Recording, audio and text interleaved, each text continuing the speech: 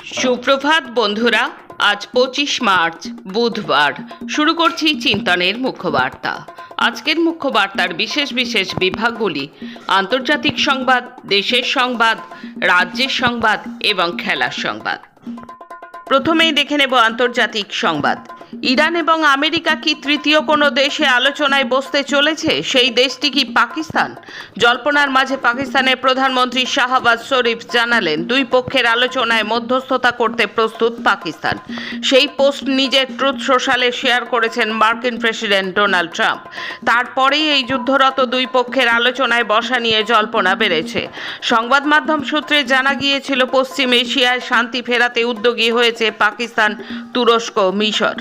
শরীফ নিজেই এক্স অ্যাকাউন্টে পোস্ট করে লেখেন, পশ্চিম এশিয়ায় যুদ্ধ থামাতে দুই পক্ষকে আলোচনায় বসানোর জন্য যে উদ্যোগ নেওয়া হচ্ছে তাকে স্বাগত জানায় পাকিস্তান।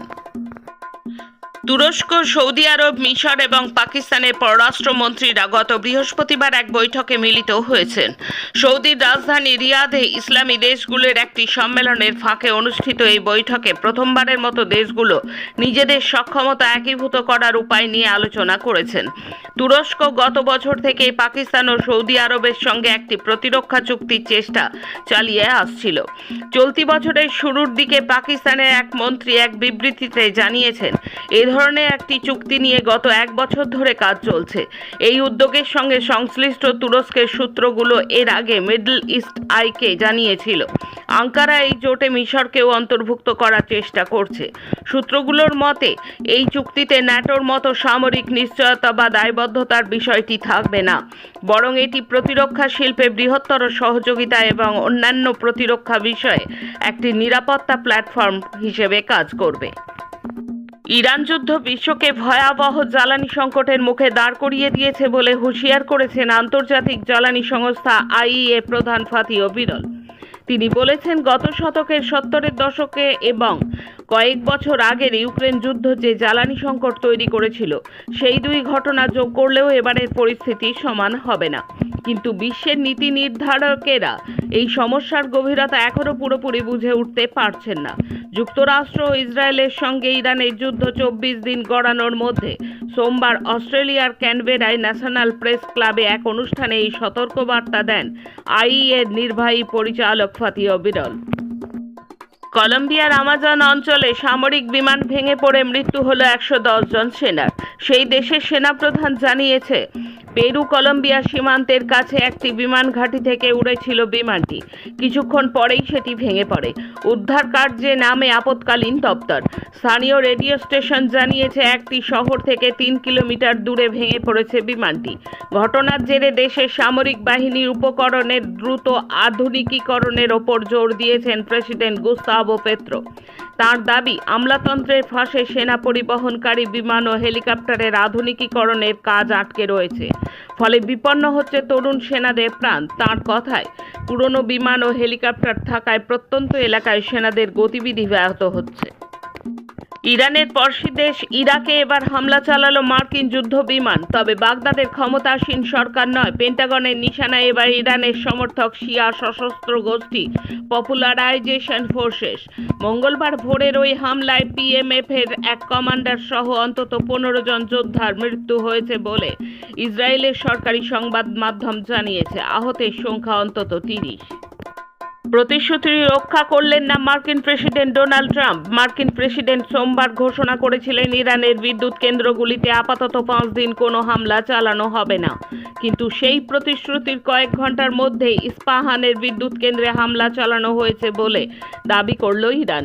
সেই দেশের আধা সরকারি সংবাদ সংস্থা ফার্স নিউজের প্রতিবেদনে দাবি করা হয়েছে, ইস্পাহান প্রদেশ এবং খোরাম শহরের দক্ষিণ পশ্চিমে হামলা চালিয়েছে আমেরিকা এবং ইসরায়েল যৌথভাবে। আসছি দেশের খবরে। বিজেপি আরএসএস এর শাসনে দেশের সাধারণ মানুষ থেকে শ্রমিক, কৃষক, ক্ষেতমজুর, মহিলা, ছাত্র, যুবরা চরম দুর্দশার শিকার। নিত্য প্রয়োজনীয় জিনিসের মূল্য বৃদ্ধি, রান্নার গ্যাসের অভাব, কর্মসংস্থানের সংকট সব মিলিয়ে মানুষের মধ্যে গভীর ক্ষোভ জমছে, যা এই বিশাল সমাবেশে বিস্ফোরণ ঘটেছে। মঙ্গলবার দিল্লির রামলীলা ময়দানে জন আক্রোশ সমাবেশে বিশাল জনতার সামনে এই কথা বলেন সিপিআইএম এর সাধারণ সম্পাদক এম এ বেবি। তিনি এই সমাবেশকে ঐতিহাসিক আখ্যা দিয়ে বলেছেন, নির্বাচন গুরুত্বপূর্ণ হলেও মানুষের জীবন জীবিকা সমস্যাগুলি সমানভাবে গুরুত্বপূর্ণ এবং আমাদের পার্টি সেগুলি নিয়েই লড়াই চালিয়ে যাবে। মার্কিন ইসরায়েল হামলার নিন্দা করলেন না মোদি, যদিও এতদিনে স্বীকার করলেন যুদ্ধ দেশের তথা বিশ্বের অর্থনীতিকে নাড়িয়ে দিয়েছে। এতদিন কেন্দ্রীয় সরকার এবং বিশেষ করে মোদি বলেছিলেন আমাদের দেশে কোনো সংকট নেই, যে কোনো পরিস্থিতি সামাল দেবার মতো দেশে তেল গ্যাস সবকিছু মজুদ আছে। আর এখন 3 সপ্তাহ ধরে চলা যুদ্ধ নিয়ে সোম এবং মঙ্গলবার সংসদের উভয় সভায় প্রধানমন্ত্রী নরেন্দ্র মোদি অবশেষে বলতে বাধ্য হলেন পশ্চিম এশিয়ার যুদ্ধ পরিস্থিতি বিশ্ব অর্থনীতিকে নাড়িয়ে দিয়েছে।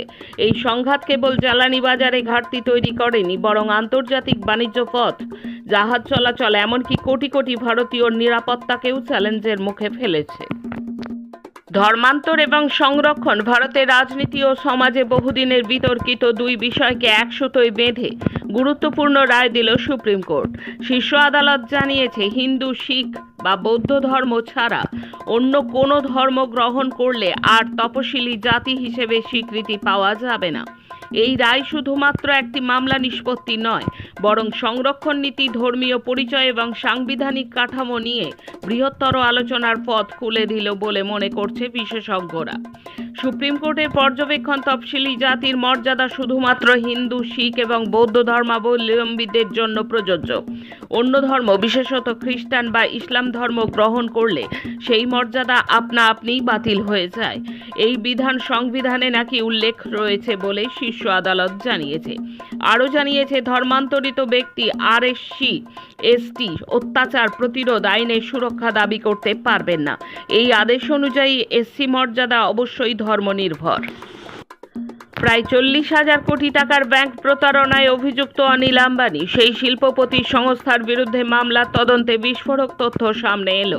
সুপ্রিম কোর্টে এই সংক্রান্ত একটি মামলার শুনানিতে ইডি জানিয়েছে অনিল আম্বানির কয়েকটি সংস্থার বিরুদ্ধে যে 2,983 কোটি টাকার ঋণ খেলাপির অভিযোগ উঠেছিল, সেই ঋণ নামমাত্র খরচে মিটিয়ে দেওয়া হয়েছে। কত কম খরচে, মাত্রই 26 কোটি টাকায়। খোদ ইডির রিপোর্টেই এই তথ্য উঠে এসেছে। শেষ পর্যন্ত জোট নিয়ে জট কাটানো গেল না। ত্রিপুরার এডিসি নির্বাচনে রাজ্য সরকারের দুই শরিক বিজেপি এবং তিপ্রামথা আলাদা আলাদাভাবে নির্বাচনী লড়াইয়ে নামতে চলেছে। ইতিমধ্যেই এডিসি নির্বাচনে তিপ্রামথা আলাদা লড়াইয়ের কথা দিল্লিতে বিজেপির কেন্দ্রীয় নেতৃত্বকেও জানিয়ে দিয়েছেন মথা সুপ্রিমো প্রদ্যোৎ কিশোর। সামাজিক মাধ্যম ফেসবুকেও তিনি এই বিষয়ে একটি বার্তা দিয়েছেন।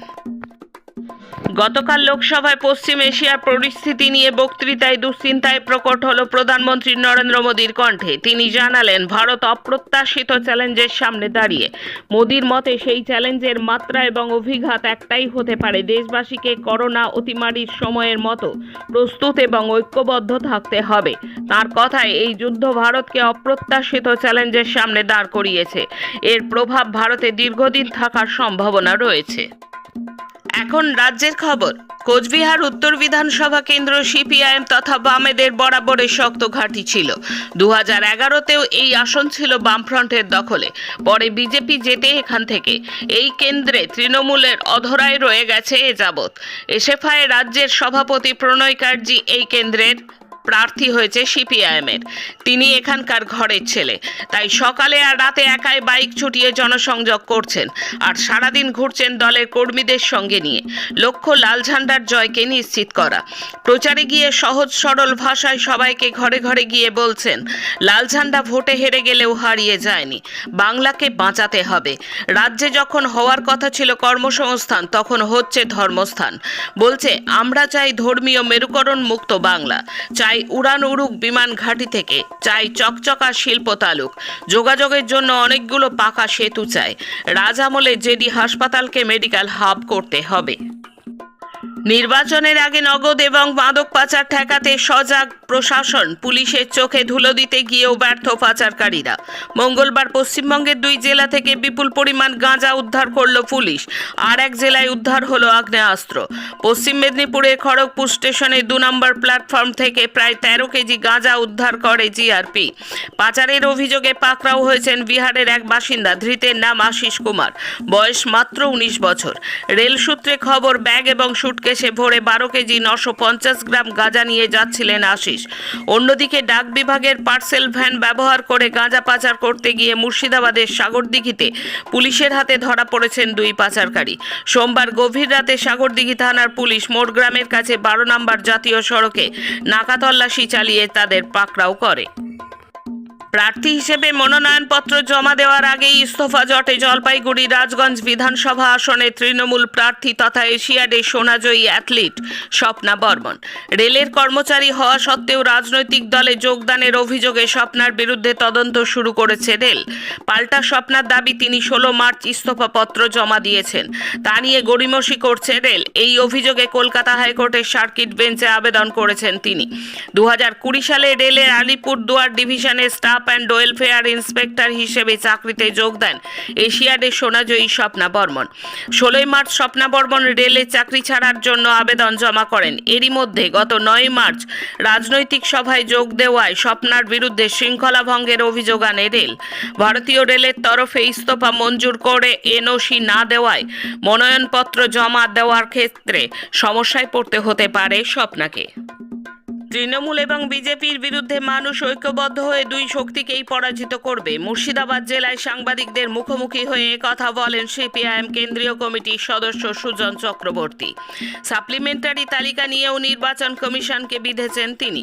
সাপ্লিমেন্টারি তালিকা সম্পর্কে সুজন বলেন, সাপ্লিমেন্টারি তালিকা যে তালিকা প্রকাশ করার কথা ছিল 23 মার্চ, এখনো পর্যন্ত নির্বাচন কমিশন বলতে পারেনি কতজন ভোটারের তালিকা দেওয়া হলো, তার মধ্যে কতজন খারিজ, কতজন যোগ্য। বোঝা যাচ্ছে নির্বাচন কমিশন সম্পূর্ণভাবে ফেল করেছে। এখন বিচার ব্যবস্থার ওপর ছেড়ে দিয়ে হাত তুলে নিয়েছে তারা। শেষে খেলার খবর। 64 ঘরের মাঝে ভারতের জন্য ইতিহাস রচিত হলো। 16 বছর বয়সী আসামের মায়াঙ্ক চক্রবর্তী সুইডেনের স্টকহোমে এই গ্র্যান্ডমাস্টার টুর্নামেন্টে ভারতের 94তম গ্র্যান্ডমাস্টার হওয়ার গৌরব অর্জন করেছেন। তিনি উত্তর পূর্ব ভারতের প্রথম গ্র্যান্ডমাস্টার। এই ঐতিহাসিক সাফল্যের পর গুয়াহাটি বিমানবন্দরে তাকে বিশাল অভ্যর্থনা জানানো হয়। দীর্ঘ 2.5 দশক পর যোগ্যতা অর্জন করে এশিয়ান কাপে অংশ নিয়েছিল ভারতের মহিলা ফুটবল দল, কিন্তু প্রতিযোগিতায় একেবারে ভালো পারফর্ম করতে পারেনি টিম ইন্ডিয়া।